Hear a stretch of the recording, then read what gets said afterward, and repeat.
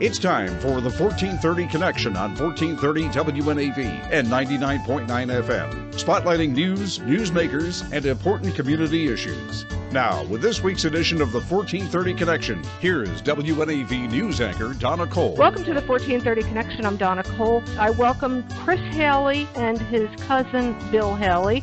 We're going to be talking about Alex Haley, and they know a little something about Alex Haley. Chris and Bill, thank you very much for joining me. Thank you for having me. Chris is the nephew of Alex Haley. Alex was his uncle. Bill is the grandson of Alex Haley. And we are having quite a moment in our history right now. I don't need to tell either one of you. No, not at all. And what we're seeing in Annapolis, we've had quite a few protests gathering around the Alex Haley statue, which is part of the Kunta Kinte Alex Haley Memorial. We have also been seeing continued racism in the United States, racism that has been going on for far too long, and police brutality in the United States that has been going on far too long.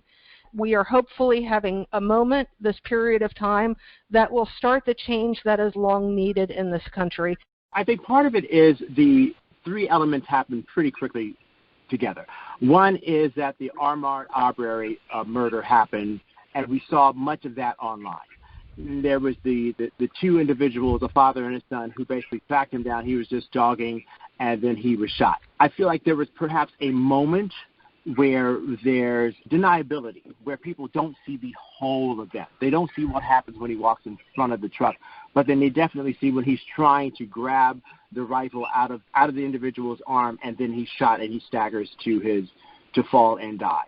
So there's that intrigue and the interest and the horror. Mm-hmm. Then there's Central Park in New York, where the young lady has her dog, who she basically begins to strangle to death.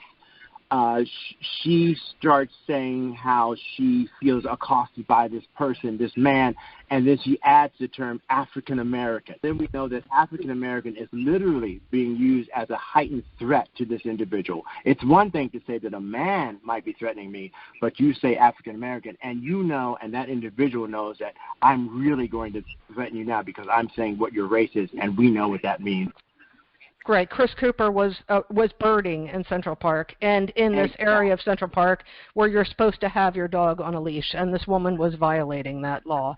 Right, and this man is a very record win. I think he's a person who is a writer, illustrator. He created one of the first, I think, LGBTQ heroes in the Marvel universe. And Marvel, as we know, is kind of big right now. Yeah, no doubt. And regardless of his credentials, if it happened to anybody, it was wrong. Exactly, right. And then finally we have the George Floyd murder, where an individual has a law enforcement individual has his knee upon someone's neck, and we see the whole event on tape. And not only do we see the whole event on tape, but we see the individual with his neck on George Floyd, who is facing the camera brazenly, as if to say, I don't care if you film me. It doesn't matter. I'm doing this. And the atmosphere that we're in anyway is one of racial division, basically from the top down, where it was already a tense situation waiting for something to happen. Bill, would you agree with all of that? I think there's nothing to disagree with there. Chris said it all exactly, and I would agree in the same. I will say, in terms of also why I feel this may be a little different, is it's also a moment of our time in a sense that, in previous eras, of whether it's the civil rights movement, in the 60s, one element that was missing was our social media age right now. So everything gets captured on camera. So it's harder to deny things that someone can actually see for themselves, as opposed to being told about something and they can kind of in their mind kind of say, well, I'm really not so sure things happen that way. So I think the curtain on racism and police brutality and all the discrimination that has manifested itself since the beginning of our nation has been laid bare. And I think that that's one of the big reasons why this may be different. The other is that, very much, I feel very much the movement in terms of racial and economic equality is really being led by younger generations, like people in their 20s and their 30s. It's not people in their 50s and 60s, although, of course, everyone is participating.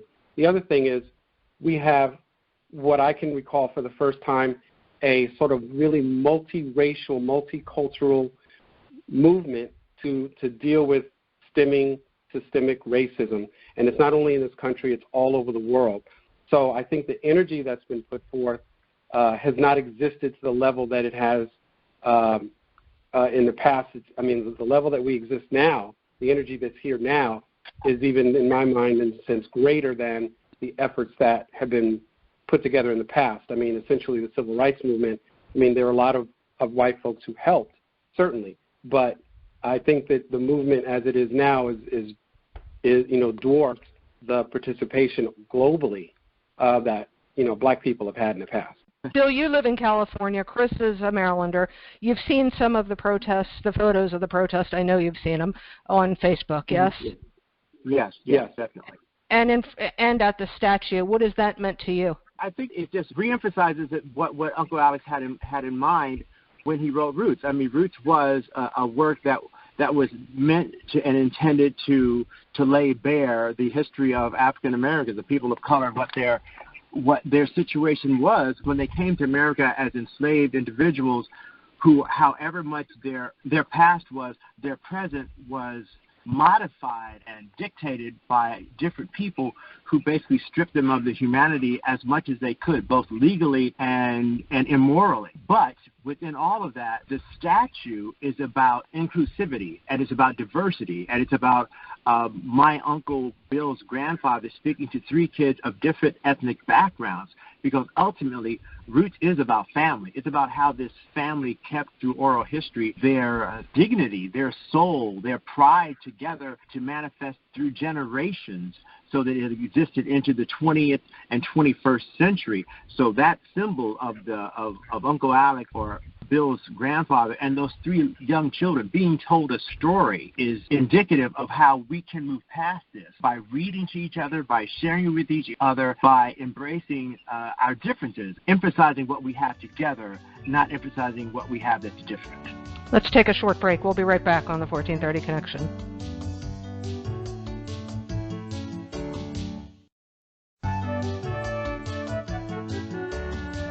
Welcome back to the 1430 Connection. I'm Donna Cole. I'm talking today to Chris Haley. He's the nephew of Alex Haley, and to Chris's cousin, Bill Haley, who is the grandson of Alex Haley.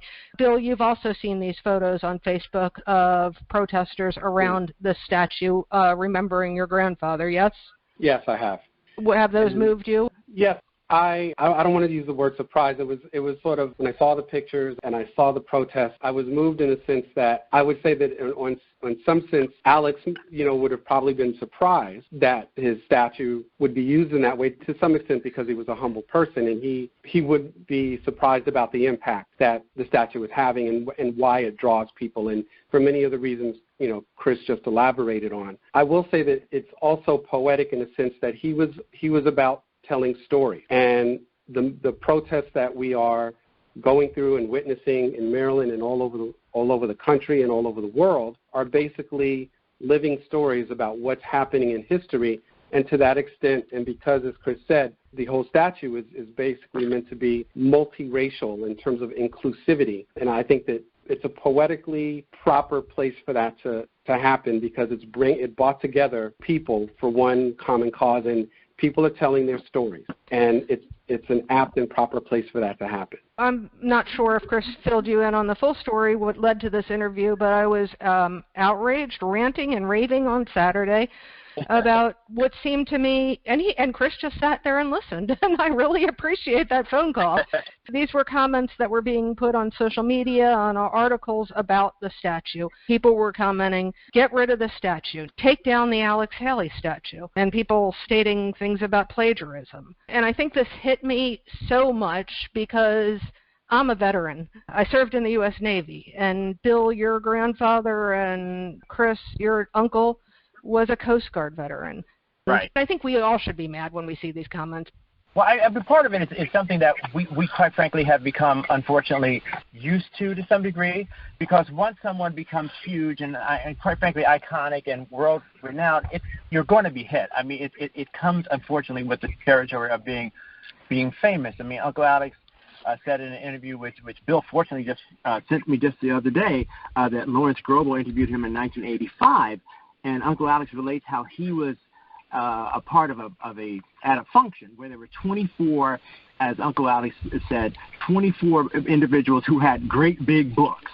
And so the question was asked, how many of you have never been the subject of a lawsuit? And only one person was able to raise his hand. And also, Robert Kennedy, this is a quote I use in many of my speeches. Robert Kennedy famously said in 1964 in regards to George Wallace received like 43% of the vote believe it or not, 43% of the vote in the Democratic primary in Maryland. He received 13% of the vote in the election in general, but he said in Indiana he received 30% of the vote. So Robert F. Kennedy said in response to, why did he get all that vote? And Robert Kennedy said, 1/5 of the people are going to be against you all of the time. Yeah. I think that's so true to just think about sometimes, that no matter how great you feel you are, whether you're Mother Teresa or whatever, there's going to be some people who resent you for your fame and envy you. So unfortunately, I'm kind of used to it. And when you came to me, when you called me, I was afraid that maybe somebody had said negative comments, because whenever you bring anything up, to my knowledge, about African-American history, LGBTQ rights, anything that's about underrepresented persons wanting equal rights, someone is going to respond negatively in the blogs. So when it happened, I was disappointed. I was bothered too. I was somewhat triggered. But was I surprised? No, I wasn't really surprised. Bill, your granddad wrote a book that was based on oral histories. He said it was fiction, yes? The word that he used was faction, which actually he said he had seen it when he was in London, the word faction, and it basically was something that was a combination of facts and fiction. And Roots was that type of book, and he also had pointed out that a lot of, even when people write historical texts about people or places or things or battles and so forth, they're basing their book based on some factual aspects of things they've been able to uncover. But of course, none of us can transport ourselves back in time. So he said even in those books, there are elements of things that writers or authors are creating based on their understanding of what happened at the time. Now, Roots, essentially, the whole intention of Roots, and I think Chris alluded to this earlier, my grandfather wrote Roots to basically show what, in effect, was the African or African-American experience through a very tumultuous time in our history, even and up through essentially modern time. And I think what people were so moved and drawn to back when it was broadcast in 1977 was that there was nothing. It was actually groundbreaking and kind of forward-leaning for its time, but no one had ever thought about or seen or thought about what the life of an enslaved person was and what the life of the descendants of these enslaved people are in the context of our history. So I think that's what drew collectively 130 million people over the 8 nights in terms of viewing it. It was marvelous in that respect. What I was trying to allude to, your grandfather had no intention of making this seem like it was a non-fiction book from the beginning. It was an oral tradition where a lot of it is true, some of it is not. Yeah, so in effect, Roots is a hybrid. It is based on oral tradition from our family, which was actually very strong in a sense. It went from the porch and henning that he listened to his grandmother and his aunts talk about the African Kunta Kinte every summer that they came to visit, and then goes all the way back, of course, to the village of Juffure, where our cousins there today understand the rich oral tradition that exists. And actually, when tourists, although there's not tourism there now, but as tourists come in, they actually cover the history of Kunta Kinte outside of the Kinte compound in an area that's called a Bataba, which is kind of in Mandinkan, it means like an open place or meeting place. Chris and I were in the Gambia. Chris, I think it was, was it 2014?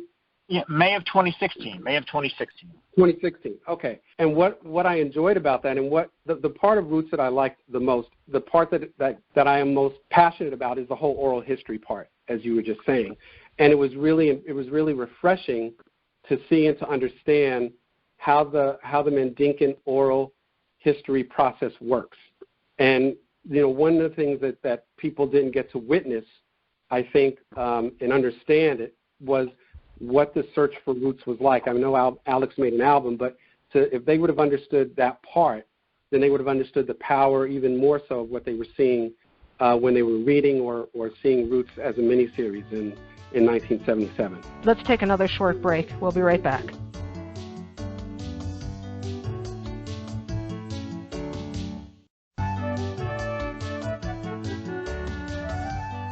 Welcome back to the 1430 Connection. I'm Donna Cole. Today I'm talking to Bill Haley, the grandson of Alex Haley, and Chris Haley, his cousin, and the nephew of Alex Haley. All right, I'm still fuming a little bit about all these remarks that I've seen on social media that accused Alex Haley of plagiarism and there's no such person as Kunta Kinte. So let me start with, it was a copyright infringement lawsuit. So Alex was sued twice. First was, I believe, by Margaret Walker for Jubilee, which got dismissed. And then the Harold Corlander suit for the African, which he wound up settling. And essentially, like a lot of times I've read stuff throughout the years when people say, well, whole paragraphs and things were lifted from the book and put in Roots. And in actuality, that's not true. It wound up being something to the effect of literally about 2 sentences, literally. And he wound up settling it for the simple reason, and he said this, was that he settled it because at the time of the trial, Roots: The Next Generations was filming. And he realized that if he would have continued or gone to another trial, which it was probably likely going to go to, that he would have missed that. And he did not want to miss the part of Roots: The Next Generations that covered his boyhood time when he was growing up in Henning. Right. So he decided to just settle it, although I will tell you that the publishers, Doubleday at the time, and his attorneys were advising him actually against doing it because they felt that, just so you know, I've heard that the judge apparently didn't appear too favorable towards Alex. So there was a possibility, and they looked at him, the judge may be ruling against Alex in that particular trial, but that when they went to appeal, that they would prevail. He didn't want to go through any of that. So he just simply decided to, as we say, cut bait and go do something that he wanted to see and be passionate about. And in terms of just one more thing about writing process, a lot of people don't know. He had about 16 researchers working on Roots, and Roots was originally about 16 to 1,800 pages and eventually got edited down to the 800 or so pages it is now. And he actually created the Kinte Corporation, which he paid all these researchers through, and he would essentially compile the material and then essentially write what would become essentially the manuscript. So that was, part of the process. But, it's important to know that, as you said, it was copyright infringement, not necessarily plagiarism, but that the amount of information that actually appeared in Roots from the Corlander book, which was very insignificant and small. And, one of the things I always find ironic is people will trot that out, and I would say about 99% of the people have never even read The African. It was 3 passages, and Alex said, and this was in the New York Times, somewhere, he added, somebody gave me something that came from The African. That's the best, honest explanation I can give. Now, the other question about Kunta Kinte. On May 30th, 2016 article in Bustle called Was Kunta Kinte a Real Person? Roots Traces a Tragic History by Carolyn Gerdes. It says, I have 2 paragraphs here. The director of Boston University's African American Studies program, John Thornton, served as the historical advisor to the Roots remake and wrote about Kunta Kinte's real life for the Huffington Post. He detailed how the Kinte family arrived in the Gambian town of Jufore a generation before Kunta was born, and worked as merchants. The real Kunta was sold into slavery in 1767, despite his family's middle-class status. CNN also reported that Gambians still consider him to be a real person with Gambian history. Lamen Cisse, showing the host of CNN Inside Africa an old advertisement for slaves and saying that it featured the boat used to transport the real Kunta. Just because Kunta existed, however, does not mean every detail of his life shown in Roots is accurate. In an interview transcribed by the Alex Haley Roots Foundation, writer Lawrence Grobel asked Haley if he prefers to describe Roots with a different word then novel, to which Haley replied, faction. I saw that word in a book in London. It means a mixture of fact and fiction. With Roots, I worked my head off to research everything, and still a lot of the book is fiction. So there you have it. Was Kunta Kinte a real person? Yes, he was. Yes? Yes, absolutely. I don't know if we want to give you a scoop, but Bill was just telling me the other day about, because he's still in touch, we're all still in touch with our family over there in the Gambia, and some of the extra elements of what the story of Kunta Kinte's life was, which is related by the family, is something that Bill can say better, because I want to give him the opportunity to share what he shared with me about the capture of Kunta Kinte and how a little bit more complicated it was than what's portrayed in the book and the movie. Bill? Yeah, so in having conversations with my African cousins, actually one of our cousins, his name is Usman. He actually is here in the United States, and just for a little background, he is the grandson of Binta Kinte, who was the wife of Keba Fofana, who essentially told the story of our roots to Alex when he was back in the Gambia. In the 60s, but essentially Binta was his grandmother, and he sat under her lap as a child and told him, as grandparents do, all the stories about the family, and he probably has the most complete oral history of our family out of anyone existing on the Kinte side today, because he essentially is probably one of the older folks, although he's not terribly old, but one of the things he relayed to me is that from the family history, that when Kunta was captured, that there was actually a rescue attempt, because he was taken to what was then Fort James, which is now called Kunta Kinte Island, and there was an attempt, because he was a Mandinkan warrior, to actually rescue him, and they were turned back. Wow. They were turned back. Yes. So that was not something that was relayed in the new roots or the old roots, but that is part of the family history, and that obviously when he was captured, he was out making a drum, but he wasn't the only person there. He wasn't the only person from the village there. He was captured, and the other folks that he was with ran back, and essentially that's how they knew that he was captured and where he went.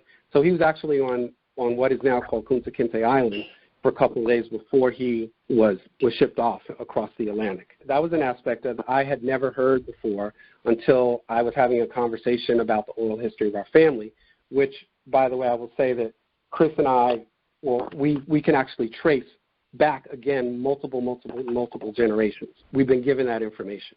And that's why Roots is such a big, iconic creation and publication and, quite frankly, event, if you include the publication of the book and the TV series, because it's not just about myself and Bill.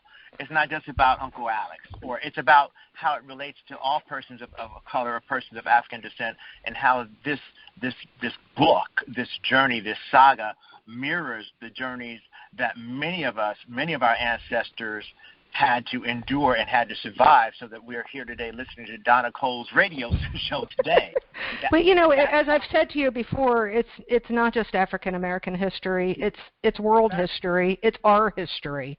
It absolutely is, and I think, and I'll just say this about where people's doubts come in about Kunta Kinte or other things. I believe that there's a disconnect in people who have essentially looked at history from what I would call a Western view about understanding how the process of the oral tradition works not only in West Africa and the Gambia, but throughout Africa as well. And whatever someone writes, they're entitled to write. But I would doubt seriously that if they took the time to actually sit down with an African storyteller and understand the elements of an oral tradition. There are lots of technical aspects of it in the way that things are told. So, for instance, I'll just be brief. So when Alex went to the Gambia and to hear or learn about the Kintes and what would essentially be Kunta Kinte, the story was told by Keba Fofana, who was basically related to Kunta Kinte, and also Binta. Binta, and many people don't know this, but Binta Kinte and Keba Fofana were actually first cousins. But one of the things, the role that he was playing when he was telling the story, and they had the what people know as griots, which in Mandinkan are called jellies, is he was functioning as what they call a taraco. So a griot or a jelly, by and of themselves, have the capability of playing the musical instrument and singing or chanting or telling the whole family story. What he was doing is, of course, families knew the family story, and what they were doing was reciting the family story, and the griot or jelly was accompanying that with music. So there's lots of shades of the way the process works, and I think a lot of folks that, are quick to write things are doing it without insight as to how the African oral tradition actually works. I don't disagree. I think that since social media has been a thing, since it came out, I think people are quick to write things and don't think. So for more about Alex Haley and more about Alex Haley's family, there is an Alex Haley family Facebook page that I would suggest that you give a like to and follow, because there's a lot of great information on there. It's a family effort, Chris included. We have a couple members of our family that keep that up. And then we also have a website that's dedicated as a tribute to Alex, and it's simply alexhaley.com. Chris and Bill, I can't thank you enough for your time today, and Chris for your time on Saturday listening to me rant. Sure. Thank you for letting me know. Since right now we're going through the pandemic and I'm working from home, I didn't know. I really appreciate both of you. Well, thank you, Donna. I really appreciate you having us. This is Donna Cole on the 1430 Connection. We will see you next week.